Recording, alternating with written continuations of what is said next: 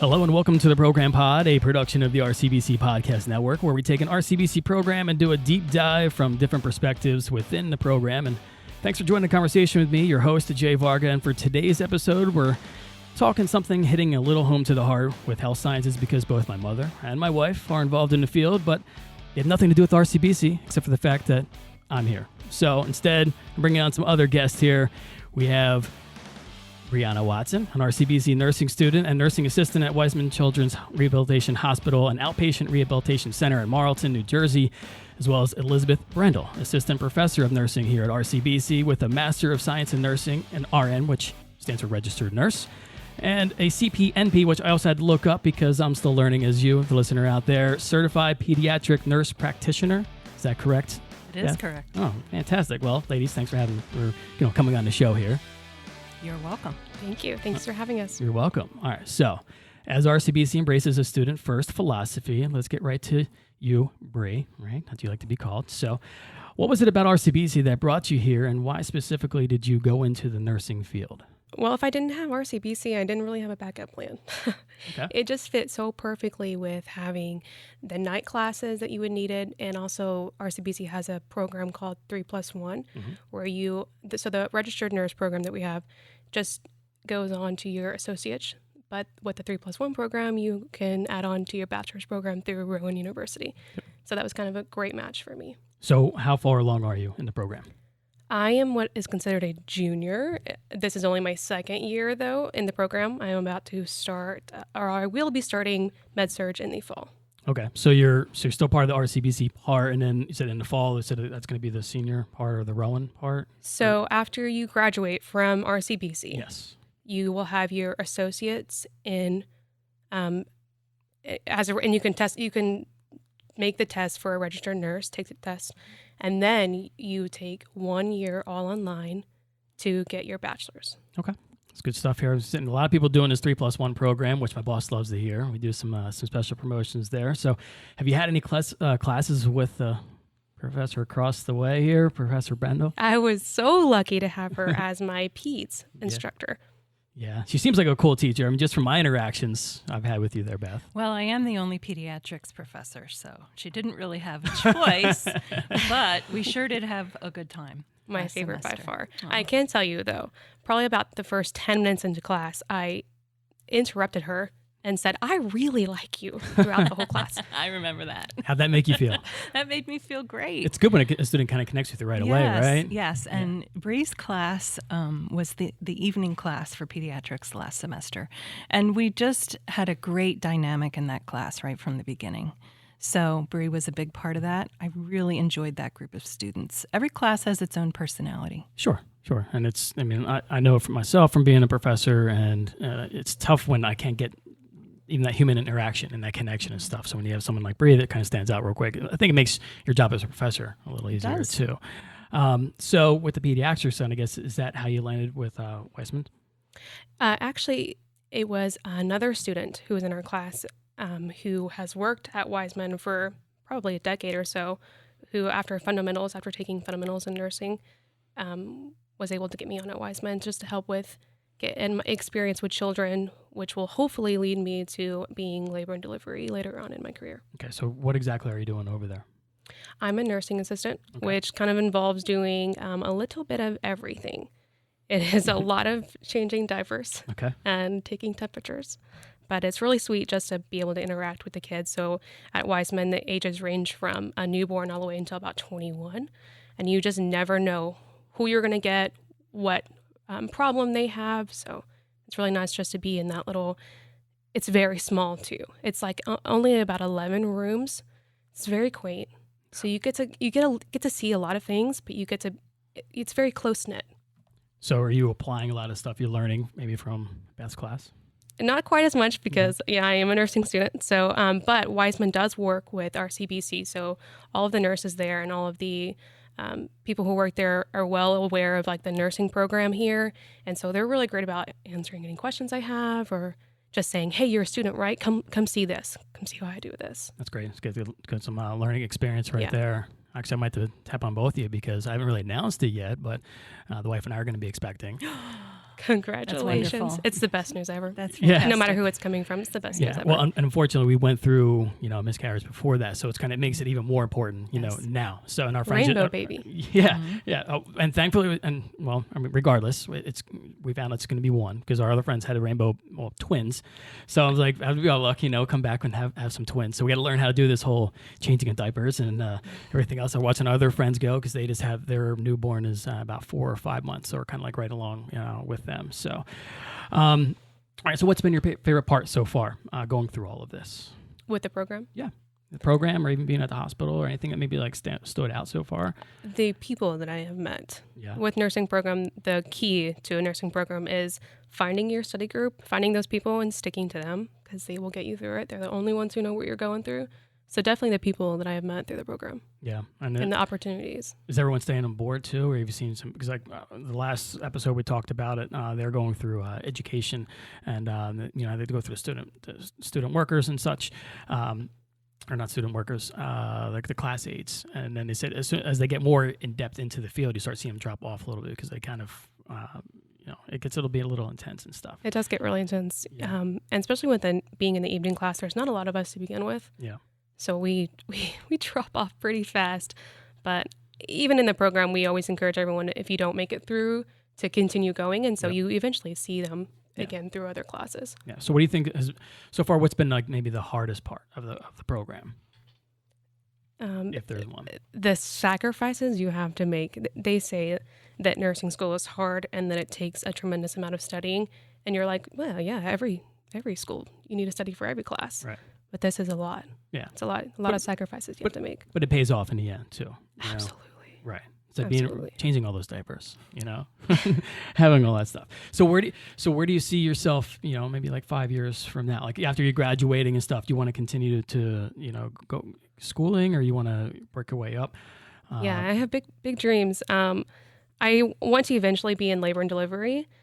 Definitely going to continue the education. So like I said, after RCBC, I'll be going to Rowan for my bachelor's. And I plan to just work in the field for a little bit and do my master's. But my long-term goal, as of now, I guess, is to do eventually be a midwife. So that would require just a certificate and my master's degree. I don't plan on doing a doctorate degree, but we will see. I wouldn't put it past me. Okay. All right. Well, let's shift the perspective here a little bit over to the faculty side now that we bring in Professor Brendle, which I like to call Beth. And as always, thanks for coming on the show. And I knew I wanted to have you on the show just from talking to you all those events. Some stuff I can't really talk about still behind the scenes, some special things that you helped out in my department here in the marketing department. But she's an absolute team player. But your energy, your passion, you kind of like light up the room. I can see why students like Bree want to just, they gravitate towards you or interrupt you, kind. 5 minutes into your teaching lesson. Like just stop what you're doing right now, just because I just want to let you know you're awesome. So that's why I wanted to have you here. So can you give us a little bit about your career, your background and your education, kind of how you ended up here at RCBC to teach and what you're teaching exactly? Well, my first step was becoming a nurse. My mom is a nurse, my grandmother's a nurse, several of my aunties are nurses, but I never considered that as a career option for myself until, I was young. I was 14 or 15 and I had a friend my age with cystic fibrosis. Okay. And so I spent some time with her in the hospital and she did not survive. And I remember one particular evening I was with her in the hospital and she had a headache and the nurse who was assigned for her that day walked into the room and the atmosphere in the room just changed. There was a palpable sense of relief that somebody was here who could help. Mm-hmm. And the nurse didn't really do anything except she took my friend in her arms and just held her. And I remember thinking, I want people to feel like that when I come in the room. I want to be able to alleviate suffering even just a little bit like that. And so that started me on my journey toward nursing. I went straight through the traditional route and got my bachelor's degree. I was always a pediatric nurse. I've never done anything other than pediatrics. I had been a pediatric hospital nurse for 4 years when I went back to school. I went to Ohio State University. Oh, I'm a Michigan guy. Oh, no. It's a good thing we didn't know this at the time. Oh, right. Okay. So I went there for my master's degree and studied and did all the things I had to do to be a nurse practitioner. And in the course of doing that, I took a job as a teaching assistant. Yeah. So I was assigned my own clinical group of students, and I took them into the children's hospital where I worked. And I just loved it. I loved being with them in that clinical environment. I loved watching them learn, helping them learn, taking care of kids together. I really felt like this was something worthwhile. And I went that route. I did all the schooling and the training. I still maintain my nurse practitioner license, but my first love is teaching. And I have done that in some capacity ever since then. Awesome. I think we're really lucky to have you here, Thank you. at RCBC. And again, I kind of feel like you as well because I'm surrounded by a bunch of nurses, my whole mom's side, right? And they're all military nurses for the most part too. And then my wife becomes one. I think I just, my grandmother was a military nurse. She was a nurse in World War II, and she was stationed on the island of New Caledonia in the South Pacific, and that's where she met my grandpa. Oh, look at that.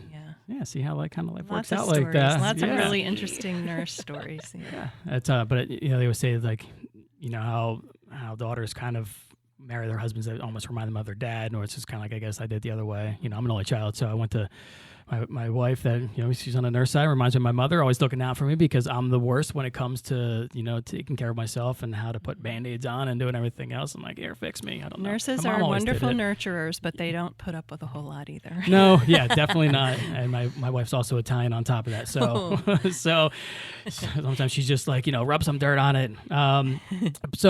As I always like to ask the professors, who's a student that, think would be great on the show, and right away you went with Bree. What was about her? Now we can flip the script a little bit. She said she loved you and interrupted your class.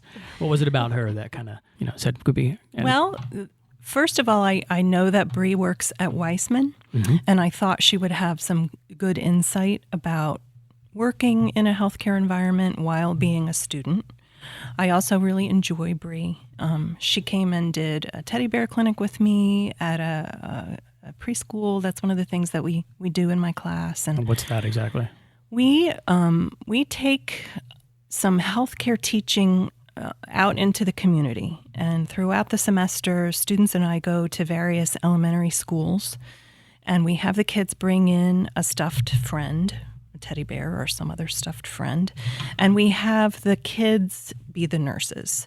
And we provide all kinds of medical equipment for them to use and supplies, pretend shots, all kinds of things. Sure. And it's really a wonderful experience for everyone. The students get to see, we study development. We study how children develop cognitively and physically and emotionally. And this allows them to see kids in their natural environment. And it also provides some really nice experience for the kids. It's therapeutic for them. It's a learning experience for them. The goal is for them to see healthcare personnel in uniforms as their friends, so that if they are ever hurt or sick and have to go into that environment, it won't be so frightening for them. How did you feel about it, from a student perspective? So precious. Yeah. So glad we got to do that. And just seeing Professor Brendle with the kids too was amazing. Yeah. Her voice doesn't change when she's speaking to a 50-year-old person or a 5-year-old. It's always sweet and so welcoming. Good and bedside calm. manner. Yes, I love it. It's so comforting and exactly what she wanted it to be. So that makes sense. But that teddy bear clinic was amazing. So definitely recommend it for anyone who has to go through the program because it is optional. Okay. So I was on the volunteer side. So speaking of the program itself, and I noticed again during graduation that health sciences, it's kind of like the meta major and it falls under the umbrella, but there's quite a few various programs within the health sciences. Can you elaborate on that a little bit? There are so many options. My specialty is nursing, so that's what I'm most familiar with. Sure. But, we're all over there together, and lots of my friends and colleagues are faculty and staff for other programs. So we have a dental hygiene program. We have a medical sonography program where you learn how to do ultrasounds. We have a radiology program. We have a paramedic program. You can also become an EMT over by us. And then we have some short-term certification programs. You can learn how to be a telemetry tech. You can learn how to be a phlebotomist and collect blood specimens. Nope. You can learn how to be an EEG tech. So there's lots of different options. And then we have an entire department devoted to healthcare technology. So this is health information technology. And so if you have an interest in the tech side of healthcare, the computers, the billing, the medical records, then we have that angle as well. And RCBC has a lot of this stuff too, pretty much up to date and everything. Yeah. And what we've done is we've communicated with the healthcare industry in our county through workforce development and even just ourselves. And we try and keep our finger on what the industry needs in our community are. And we have actually developed programs in response to the employers in the area telling us, we really need you to come up with a phlebotomy program. We really need you to come up with a teletech program because that's what we're hiring and that's what we need. So it's a really good relationship, especially for employment prospects for our graduates. Yeah, and it's great for the students. They come right out, like I said, with Bree right here, but you're all, off and running. As soon as you get done, you're graduating and you're kind of ready to go. So let's flip it now to from when you were first a student, to now you're self-teaching. What is kind of outside the pandemic, of course, because I'll get to that in a second. So what do you think has kind of changed the most so much in the industry, going maybe from a student to from teaching? I spent 20 years as a hospital nurse, and it's very hard to describe the intensity of that work. Even on a day or in a moment when you're not rushing around busy, the potential is always there for things to start to circle the drain. And so there's a sense of just constant vigilance. There's so much critical thinking that you have to do all the time. You can't turn your brain off ever. Right. So it's a very, very intense experience to work, especially as a nurse. So I did that for 20 years. And I transitioned to full-time teaching because I was ready to be a step removed most of the time and focus on training up the next generation. So with this next generation, what's your favorite part about being in that classroom? I love to help other people learn, whether it's a student or a friend or one of my kids. That's what lights me up, is being part of helping somebody make connections, maybe think in a different way. I love to challenge people's thinking and say, have you ever thought about it this way? One of the most important things for me to communicate to students is how to be an advocate. We talk about that during every class.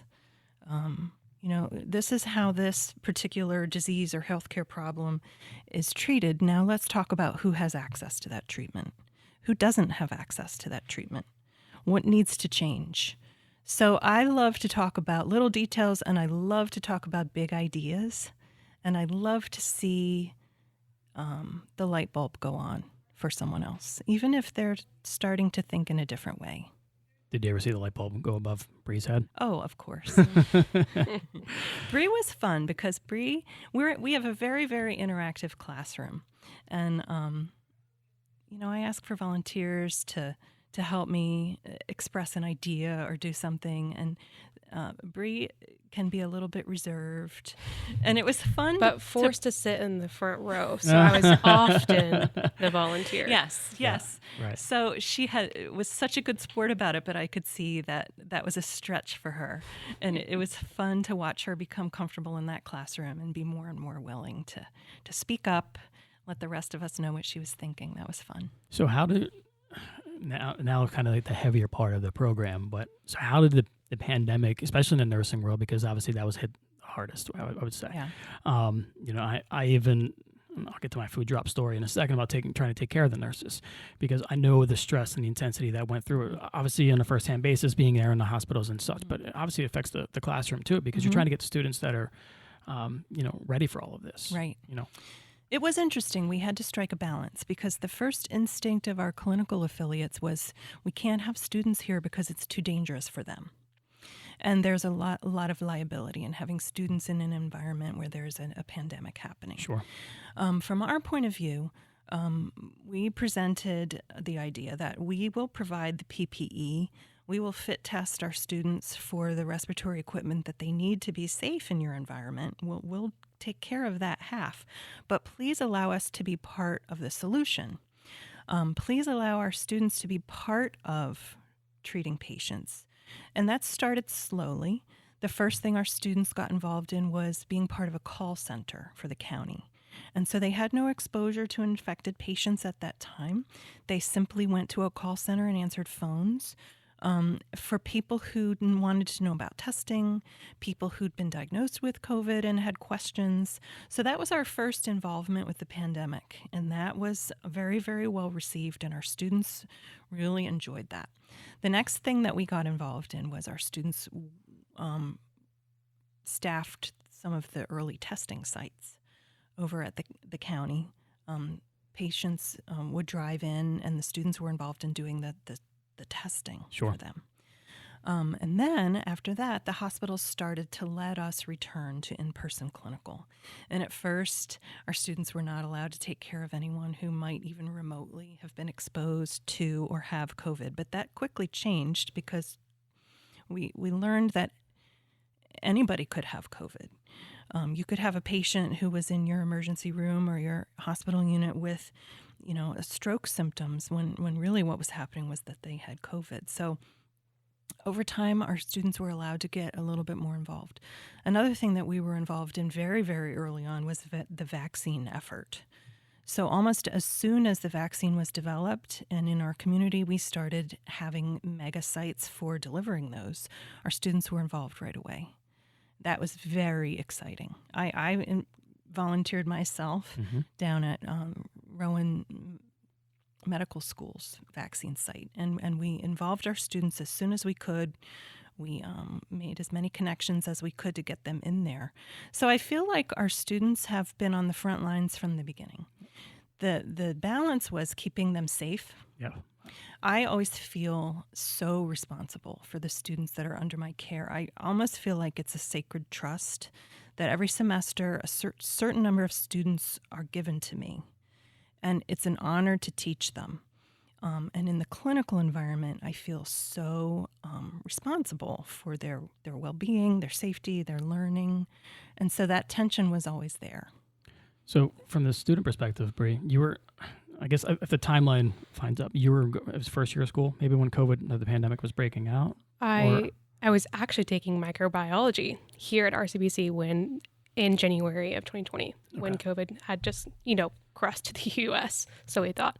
And so that was amazing just to see it. I was in the class to learn about it. We were learning about basic cells, and all of a sudden now we're trying to comprehend a pandemic. And that's when classes went virtual. But my class, my nursing class, was the first ones that were able to return to clinical. Okay. So how was it? Did you do any of these, going to these sites or anything like that? That wasn't a part of my program yet, although it does sound, I would have. It sounds amazing to do all those things. But yeah, we were the first ones that were able to let back into the hospital. We were so thrilled when that happened. It's a lot of our clinical experiences had to go virtual, which is hard to do when you're trying to teach a nurse how to be a nurse. Right. Could you imagine having a nurse coming to you and had never touched a patient before? Yeah, no. Wild. We had to get him back in there. And this is something totally different where one time I had a dog bit my face, right? And I could tell that the nurse was in training, never give stitches before, but they were able to do hands-on stuff. So I can only imagine trying to learn virtual. It wasn't a great experience too, by the way, because he kept shooting me in a nerve and it was hitting the wrong nerve. And at one point I was like, just do it hockey style. He's like, what does hockey style mean? I'm like, I don't know. Toughen me up. I don't just start stitching me up like right there on the spot, How old were you? I was actually, it was just a couple of years ago. Actually, it was right before I was supposed to get married, and my wife's first thoughts were pictures. Yes, the pictures. Yeah. So because I had 15 stitches. I had 5 on the outside of my lip, on the inside of my lip here, 5 on my cheek or whatever. But the guy kept missing a nerve. So at one point he would shoot me with the nerve, and then he'd go to stitch me up, and I'm still feeling it. He's like, "Oh, you feel that?" I'm like, "Yeah." And then he'd try to shoot me again, and I'm like, so I feel the pinch of the nerve, from the Novocaine, and then on top of that, I would still feel it. And I told him stop. I was like, just start stitching me up, and I'll break my wife's hand just from squeezing. Oh, that sounds harrowing. Yeah, it's not a good experience. So I can kind of imagine here where it's just like you need that. And even when I was trying to teach, I was teaching radio production with these audio consoles and stuff, and I couldn't do it virtually. So it was definitely challenging. But I think we all grow from it as a human civilization, and we'll be ready for the next one. And hopefully we don't monkeypox now as we're just logged on to Twitter, and I'm like, I just want to shut this app down now.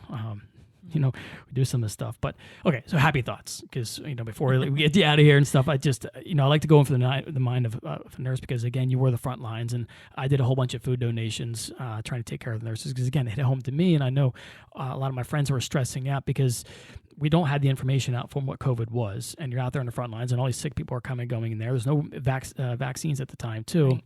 So the best I could do, and I knew was, and I'm getting goosebumps kind of talking about it now, was I need to feed you, because you're not getting any times, and it's hard when dressed up in all that PPE, and you only get like a little bit of a break, and the waves of people are still kind of coming in. So that was a wonderful thing to do. Yeah. And I can tell you, having been in that clinical environment for so many years, any acknowledgement of what we do is so appreciated. And I can't tell you how many 12-hour shifts that I spent even before the pandemic, where if someone had dropped off pizza and I could have just eaten while I was running around like a lunatic trying to get my work done, that just means so much. And I just want to say that those nurses are still there, and their pandemic isn't over. Yeah.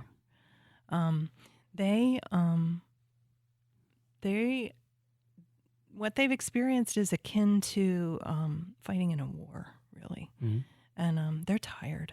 And so I feel acutely that part of my job is to, help educate their reinforcements and educate them well, so that they can join in the world of healthcare and be ready. Well, I think you're doing a fantastic job so far. I hope so. Done. Yeah. Well, I see it right here on the right of me with Bree. If all of our students were like Bree, we'd be in great shape. Well, actually, that brings me to a great point here, because I have 2 trivia questions. I'm going to see how well maybe both of you know your nursing education. Put you on the spot a little bit. Ready? Maybe. And anybody can answer at any time. There's no buzzers or anything like that. You just got to, if you know the answer, you can shout it out. If not, you can look at each other. But this is audio spots. Pressure's on. All right. So why did the nurse need a red crayon? You got me. Oh, come on. You're a peds nurse. Well, everybody needs a red crayon. No, but it's got to have a silly answer. To draw blood. That's a good one. I'll save that one. All That's right. Cute. So then the other one, why are nurses afraid of the outdoors? Because they don't like bears. Not a bad guess. Oh, I'm just not quite clever enough for this. That's okay. That's why I'd like to do this stuff. Don't this have is like my this kind of brain. This is my commercial broadcasting coming out and just throwing oddball questions out. But why are nurses afraid of the outdoors? Too much poison ivy. I'll be here all night, folks. All right.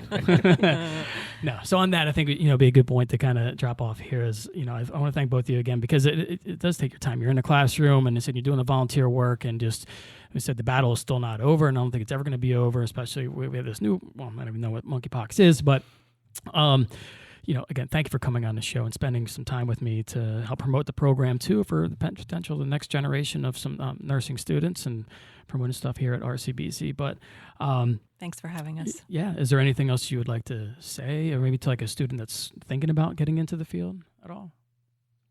Do it. You can handle it. You can. You're smart enough. Do it. And nursing is hard. There's no getting around the fact that it's hard. Yep. But I just want to put the reminder out there that most things that are really worth doing are hard. Just because it's hard doesn't mean you can't do it. And I hope that you will. Yeah. Well, again, I want to thanks for coming on the show. I want to say hi to mom or a pet or anything like that too. Call out to all the little Brendles out there. There you are. Yeah.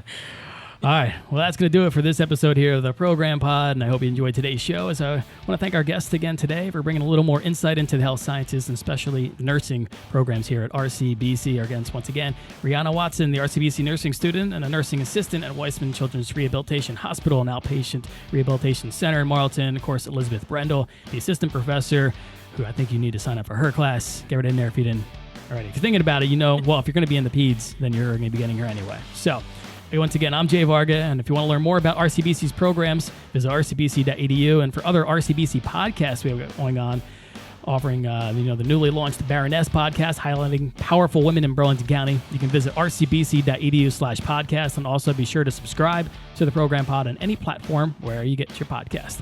Until next time, thanks for listening. Thank you, ladies.